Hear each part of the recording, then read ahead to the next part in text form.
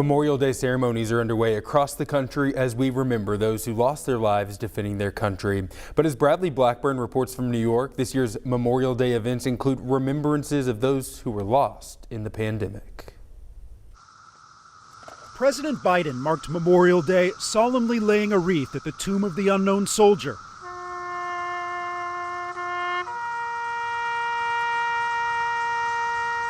Afterward, he talked about the sacrifice so many have made to defend our country. We're gathered at this sacred place in this solemn hour to engage in the most fundamental of undertakings, the right of remembrance. The president urged Americans not to let the fallen heroes' deaths be in vain. Democracy itself is in peril, here at home and around the world. He called on Americans to remember what unites us.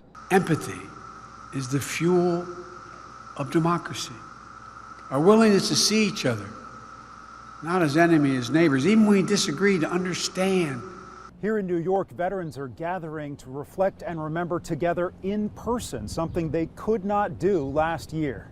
You never forget the guys that gave up their lives for this country. Intrepid veterans say they lost 150 crew members in the last year. Many of them died from COVID-19. Bradley Blackburn, CBS News, New York. President Biden visited a gravesite in Arlington National Cemetery after his speech and spoke with families there. Back here in Arkansas, many businesses saw an uptick in customers over the weekend, including those along the Arkansas River. Of course, this is the unofficial start to summer. Those places usually enjoy a boom in visitors during the holiday weekend as people take to the water. Rocktown River Outfitters kayak and bike rental location was especially busy.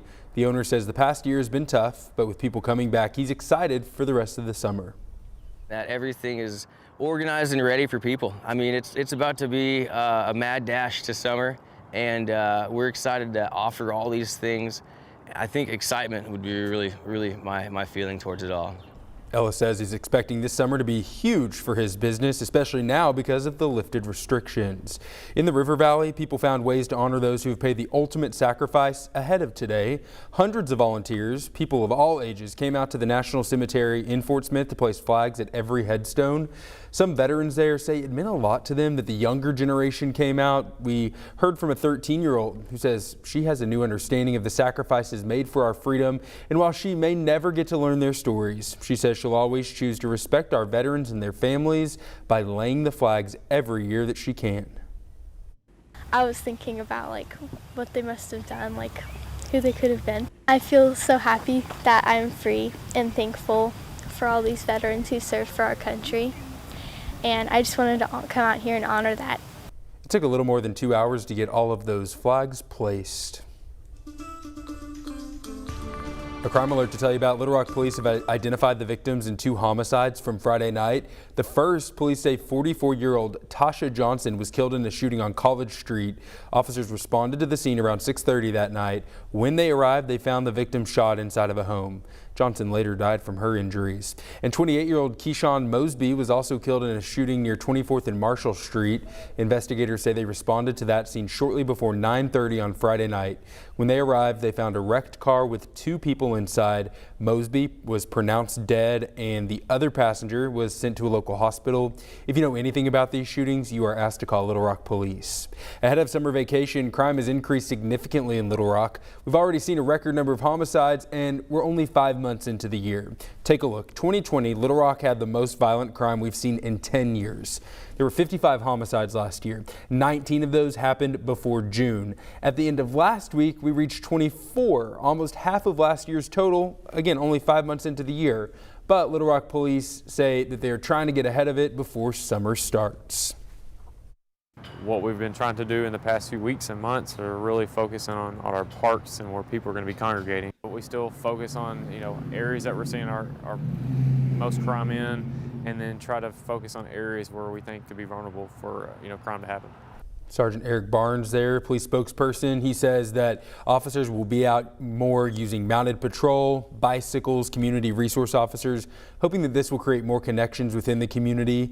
Little Rock Police won't have their youth camp this year. This is the second year in a row that it had to be canceled. Looking ahead to tomorrow now, more encouraging signs the pandemic is letting up. Little Rock City Hall will reopen to the public for the first time in more than a year. However, some of the protocols implemented during the shutdown will continue. All visitors will have to wear a mask, and to maintain social distancing, City Board of Directors meetings will continue at Robinson Auditorium. And the sights and sounds of the Rock Region Metro streetcars will resume tomorrow, but only in North Little Rock for right now. Service was suspended last March like so many other things. The streetcars, they're going to run Monday through Thursday starting at 10:45 in the morning. They're going to go Friday and Saturday until midnight. Masks still required. And the good news here, part of it, the rides are free. The Little Rock stops won't be back until July. That's because of construction near the River Market on the I-30 bridge.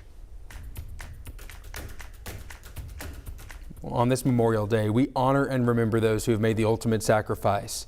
But for those who have served our country, transitioning out of the military and into civilian life is not easy.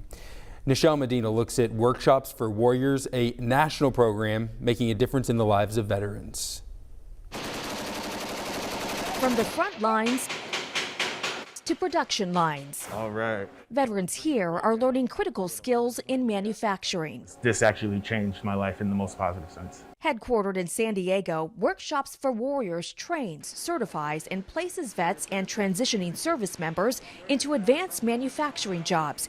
With a degree in business management, Rossi Patterson struggled to find work. I had no job lined up, and I saw the skills that they could provide for me. So I decided to jump on and take the risk. The 4-month program provides hands-on training in fields like welding and robotics. It takes anywhere from 4 to 40 months to train a service member to be competent in their job. Yet America provides 5 days of training for them to become civilians again. Veteran unemployment in the U.S. was 5.3% in April, up from 4.6% the previous month. Founder and CEO Hernan Luisi Prado says Workshops for Warriors provides a pipeline of skilled labor. You're going to need a vanguard of highly experienced, competent, and dedicated people. And that's what veterans will do. 95% of veterans who graduate from the program find employment. The average salary for a job is about $60,000. So go ahead, bring up the rope. Patterson landed a job after graduation. He now mentors other veterans. They don't know if they're going to get the next paycheck. So I'm there to walk them through the actual transition process. It was like almost me having to be on the streets to now where I'm probably going to buy my house in a couple months. Since 2008, the nonprofit has graduated more than 850 vets, giving them hope and new skills to reshape America. Nichelle Medina, CBS News, San Diego. Workshops for Warriors is the only accredited school in the nation to provide training at no cost to veterans. Many vets land jobs with major companies like Tesla, Boeing, Google, and SpaceX. A great program there.